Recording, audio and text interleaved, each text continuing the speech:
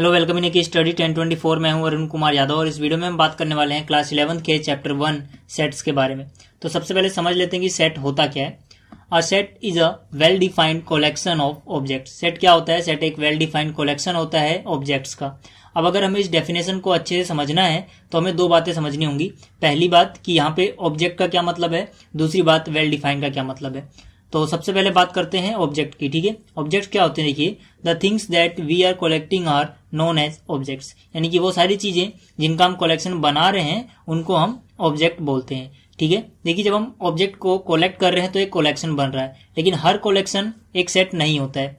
वही कलेक्शन एक सेट कहलाएगा जो कि वेल डिफाइंड होगा। ठीक है, तो वेल डिफाइंड का मतलब क्या होता है वो समझ लेते हैं। वेल डिफाइंड का मतलब ये है कि हमने जिस भी डेफिनेशन के हिसाब से, जिस भी बेस के हिसाब से अपना सेट बनाया है, वो डेफिनेशन चेंज नहीं होनी चाहिए अलग अलग लोगों के लिए या फिर अलग अलग सिचुएशंस में।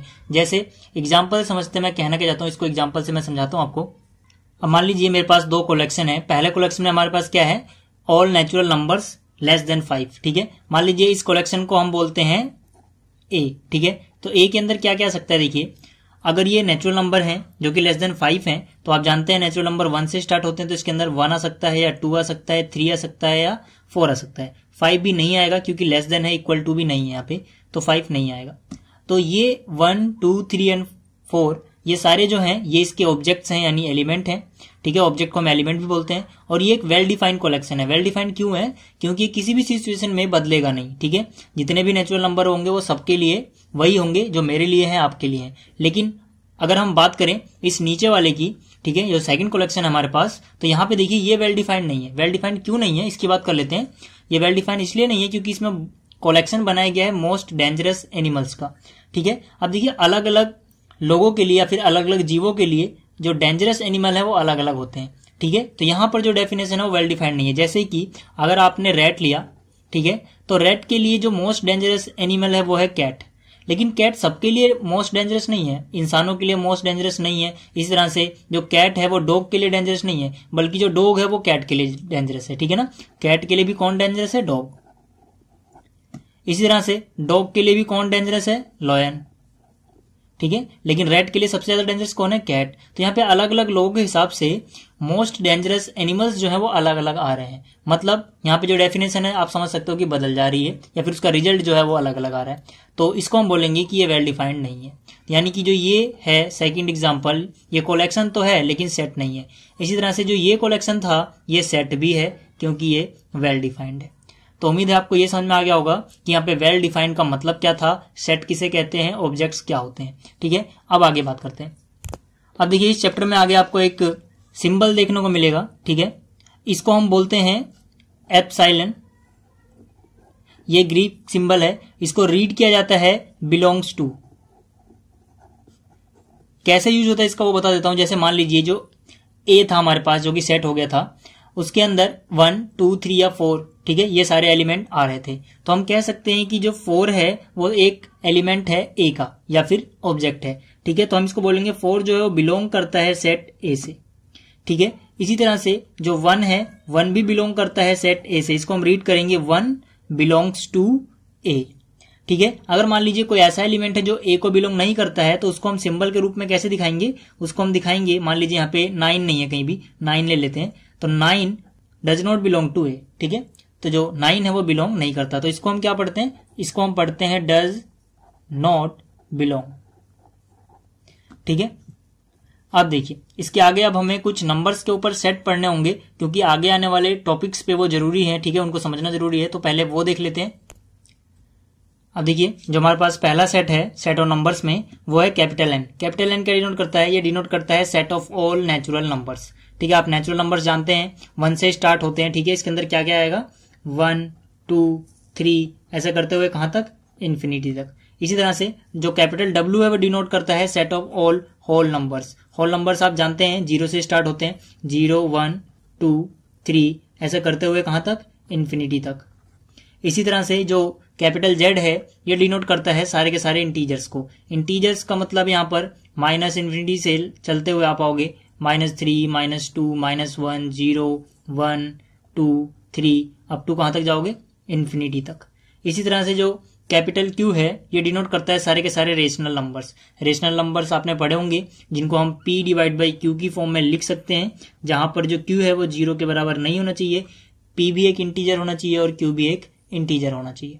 ठीक है, इसके अलावा जो पांचवा सेट है हमारे पास, कैपिटल R से डिनोट करते हैं हम रियल नंबर्स के सेट को। वो सारे नंबर जो नंबर लाइन पे होते हैं, चाहे वो रेशनल हो, इरेशनल हो या कैसे भी हो, वो अगर नंबर लाइन पे डिनोट जितने भी हम नंबर्स को कर सकते हैं वो सारे के सारे क्या कहलाते हैं, रियल नंबर्स। ठीक है, तो इनको मैंने डिटेल में अलग वीडियो में बनाया, मैं लिंक डिस्क्रिप्शन में दे दूंगा, अगर आपको देखना है तो आप वहां से देख लेना। मैं ज्यादा इसके बारे में भी डिस्कस नहीं कर रहा हूँ। अब बात करते हैं कि जो हम सेट को डिनोट करते हैं वो मेनली दो फॉर्म में करते हैं। ठीक है, वो कौन कौन सी हैं उनके बारे में स्टडी करते हैं। अब देखिए हमारे पास जो दो मेथड हैं रिप्रेजेंट करने के सेट्स को, उनमें से पहला है रोस्टर फॉर्म या फिर इसको हम टेबुलर फॉर्म भी बोलते हैं, और दूसरा है सेट बिल्डर फॉर्म। पहले बात कर लेते हैं रोस्टर या टेबुलर फॉर्म की।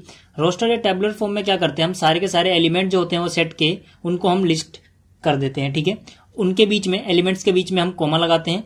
उसके अलावा जो एलिमेंट्स होते हैं सारे के सारे वो ब्रेसिस के बीच में होते हैं। ठीक है, हम उनको ब्रेसिस के अंदर रखते हैं।